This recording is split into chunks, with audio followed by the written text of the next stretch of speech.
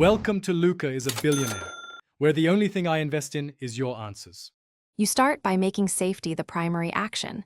Render the pistol safe and double-check visually and physically that the chamber and magazine are empty. At the same time, confirm legal and warranty restrictions so you don't create liability. If you lack training, stop here and contact a certified gunsmith. Professional service prevents damage and improves safety.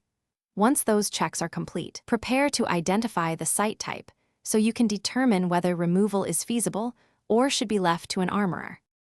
Now focus on assessment. Examine the sight closely to determine which general category it belongs to, because the method and risk depend on that classification. Take clear photos and document alignment marks so reassembly is accurate.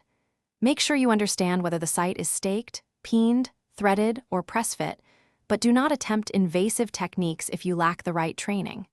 If the sight appears permanently affixed, consult a professional armorer who can advise safe, non-destructive options. Finish by ensuring all components are accounted for and stored in a labeled container. Accurate tracking prevents assembly errors. If you encounter binding, chipped material, or unknown fasteners, cease work and contact a licensed gunsmith. Attempting forceful removal can ruin the slide or sight. One troubleshooting approach professionals use is controlled temperature change to relieve press-fit tension. However, don't try thermal methods at home unless you're trained. Always verify function and safety with a qualified examiner before returning the firearm to service. Thanks for watching and please subscribe. It's the best investment you'll ever make.